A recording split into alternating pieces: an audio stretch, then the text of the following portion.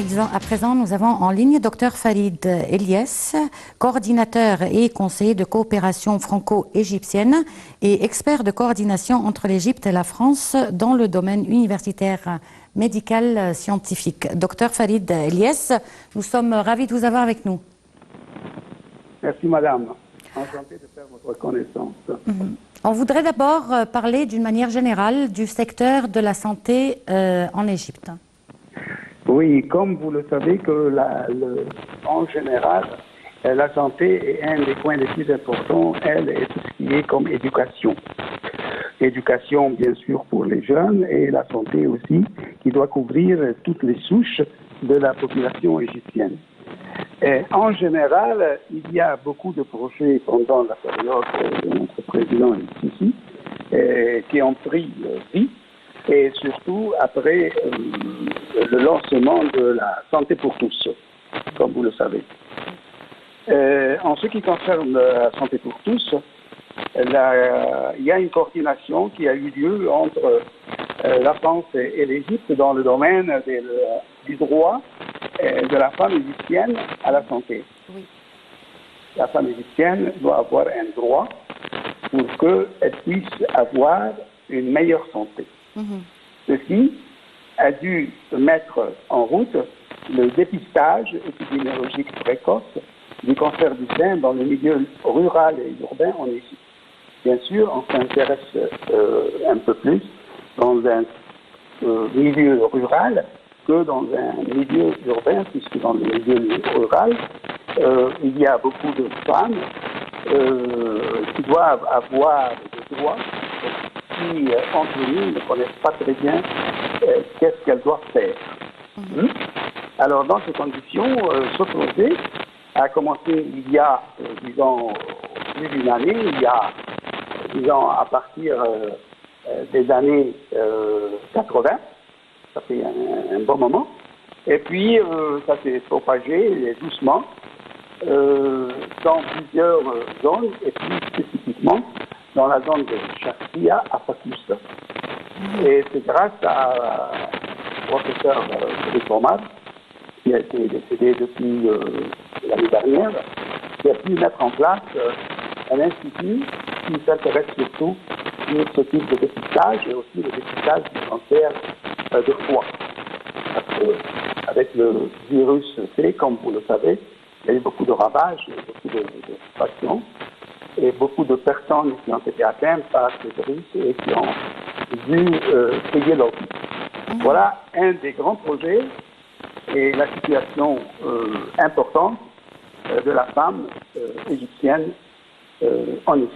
Bien sûr, il y a la partie de la nutrition. Il faut prendre part, mettre en valeur la partie de la nutrition. La nutrition, ça veut dire les femmes qui deviennent de plus en plus grosses, qui gagnent du poids. Et elles sont mal nourries. Mal nourries, je ne dis pas parce qu'elles mangent n'importe quoi, mais elles mangent mal. Elles ne savent pas quoi manger. Alors ça, c'est un des plus gros problèmes aussi, qui va nous amener vers des maladies très importantes qui attaquent le cœur, comme, par exemple, entre parenthèses, ils auront des problèmes cardiaques, et concernant le cholestérol, concernant la glycémie, le sucre dans le sang, la glycémie, et tout ce qui concerne, tout ce qui déborde des maladies à travers la nutrition. Voilà un des plus grands projets que le gouvernement a présent mis en valeur ce qu'il faut faire. Ça, c'est là. Bien sûr, ça entraîne aussi sur les enfants, la femme et l'enfant. Et bien sûr, il y a beaucoup de, je ne dirais pas des problèmes, mais il faut trouver beaucoup de solutions pour beaucoup de maladies pour les enfants en Égypte. Voilà, grosso modo, où l'on en est. Comme vous le savez, la société égyptienne, je dirais 49% de la société, c'est une société féminine. 51% les hommes. Ce qui fait que c'est très important de s'occuper de cette société, ça veut dire la moitié de notre société égyptienne. Ça, c'est pour vous mettre en valeur où est la place de la femme égyptienne.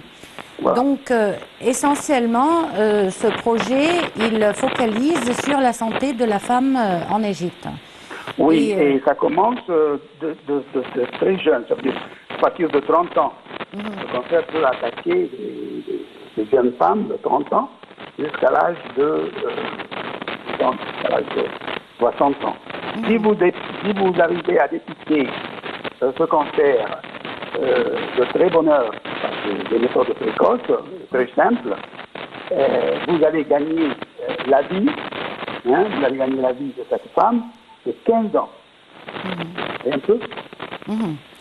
Bon, et d'après vous, docteur, dans les 10 dernières années, la santé de la femme égyptienne, elle s'est améliorée ou bien au contraire, elle s'est détériorée?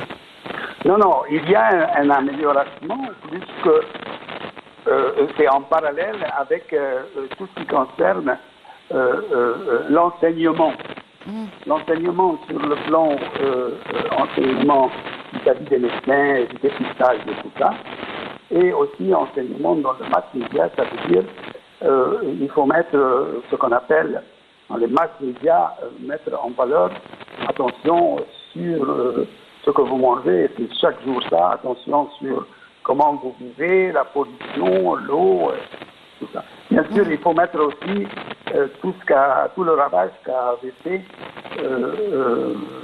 les maladies transmissibles ou ce qu'on appelle les maladies épidémiologiques qui ont attaqué non seulement l'Égypte, je ne veux pas citer les noms, mais aussi le monde entier. Vous le savez mieux que moi, hein? Oui, oui.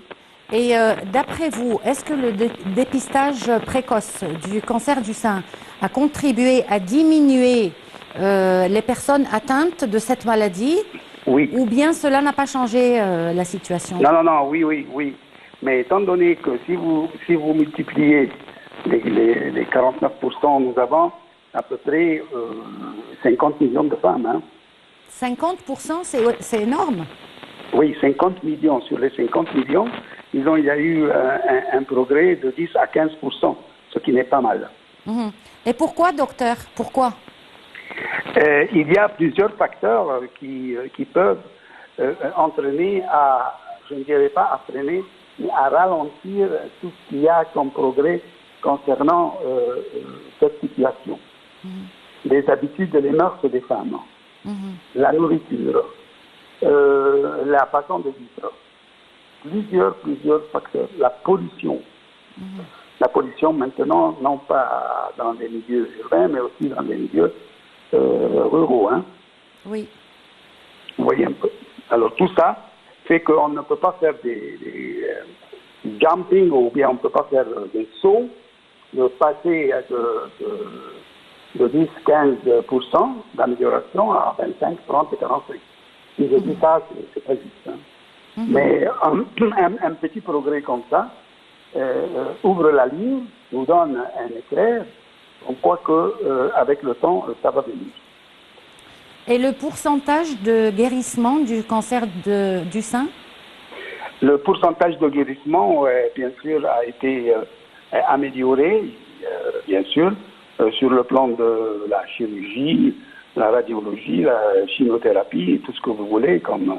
Et maintenant, il y a aussi des essais sur ce qu'on appelle des cellules, on appelle ça des stem cells, ou ce qu'on appelle des cellules qu'on peut créer dans le laboratoire.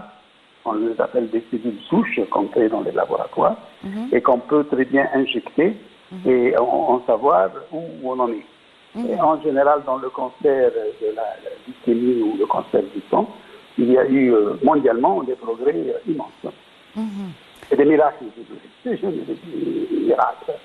D'accord. Voilà. Et jusqu'à quand ce projet va-t-il durer?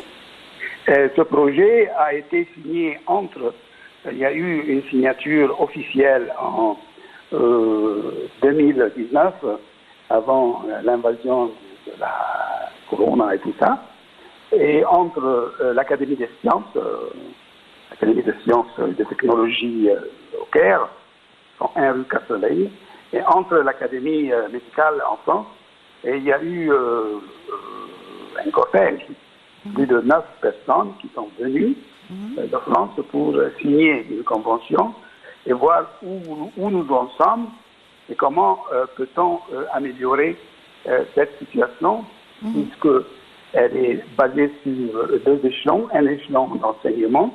Lorsque je dis enseignement, ça veut dire médecin, pharmacien, même on arrive à des infirmières, tout ce que vous voulez dans le cadre médical, et entre la société en général, et tout ce qu'on peut aborder dans le milieu rural et social. Voilà. Et quels sont les conseils que vous donnez aux femmes, docteur, pour prévenir ce genre de maladie? Le meilleur conseil que je peux suggérer, c'est que la femme d'elle-même fait son propre test chaque mois, ce qu'on appelle palper le sein, et après, bien sûr, ses règles, elle palpe les seins. Si elle sent qu'elle a juste quelque chose dans le vin de ses seins, une petite agglomération, ou je peux dire comme une petite olive ou quelque chose comme ça, qu'elle va automatiquement vers un médecin, et puis ce médecin va la consulter en première base, et puis il va l'envoyer vers un spécialiste pour savoir où l'on est. Parce que les tumeurs s'aggravent depuis T0, puis T1, tumeur grade 1, tumeur grade 2, tumeur grade 3, tumeur grade 4, et ainsi de suite. D'accord. Et chaque fois que vous attaquez dans la période précoce, ça veut dire tumeur 0, et le 0 est divisé aussi en A, B, C ou 1, 2, 3, 4, 1. Chaque fois que vous aurez un prolongement de vie et une façon de mieux d'être, de mieux partir dans le sens de le mettre, que lorsque vous arrivez à stade 3 ou 4. Il y a une ablation de sein. Voilà.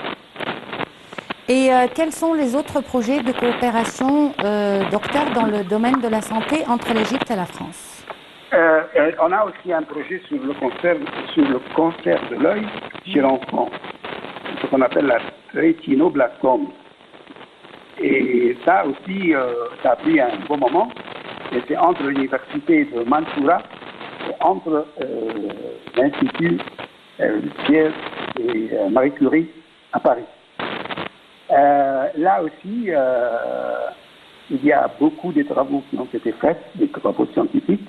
Et à Mansoura, le groupe qui travaille sur ce projet a réussi à, je ne dirais pas à inventer, à arriver à avoir un collyre.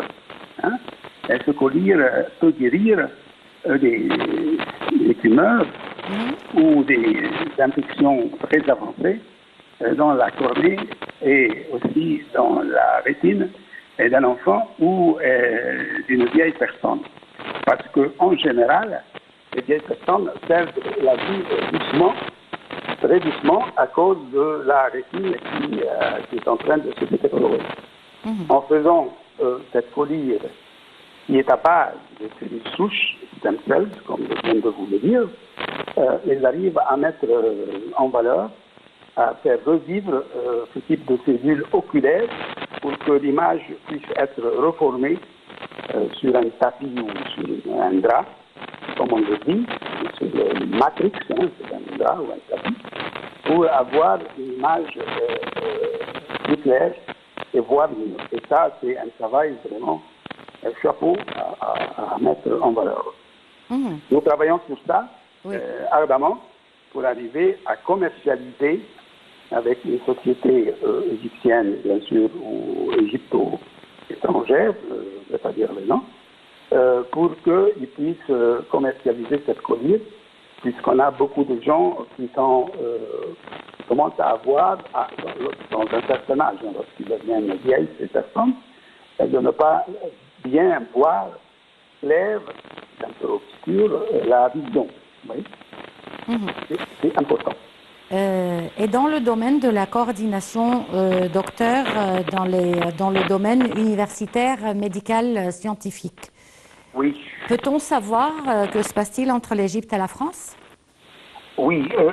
À présent, on est en train aussi de, toujours dans le domaine de meilleurs soins, meilleure santé, valoriser les soins des infirmières.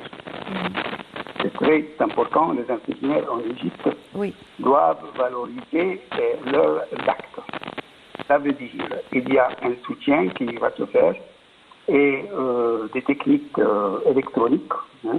Lorsque je dis des techniques électroniques, ça veut dire des techniques sur des tablettes pour prendre les décisions et écrire toutes les remarques nécessaires qui va se faire entre le malade et l'infirmière, c'est pris sur papier. Et nous sommes en train de monter ce type de projet à l'hôpital islamique d'Aghouda. Et on fait tout cela dans un minimum de personnes, un groupe très petit, comme une étude de base. Et puis, si ça marche très bien, on va mettre en valeur ça dans tous les hôpitaux du ministère de la Santé et de l'université. Et qu'est-ce qui manque au service infirmier en Égypte, docteur? La formation, ou bien l'évaluation, ou bien le suivi, ou bien le système en question? Ce qui manque, c'est la coordination. La coordination, c'est quelque chose de très important qui regroupe tout ce que vous venez de dire, parce que si on a le bon sens, si on a l'information, on ne peut pas coordonner avec un malade ou un médecin. À quoi ça sert? Il n'y a pas de coordination, il n'y a pas de décision. Il faut avoir, ils n'ont pas jusqu'à présent. Il y a, mais ce n'est pas dans un domaine, je dirais, fiable. Il n'y a pas ce qu'on appelle l'esprit de groupe. Au bon sens, l'esprit de groupe existe, mais c'est très clos, c'est très fermé.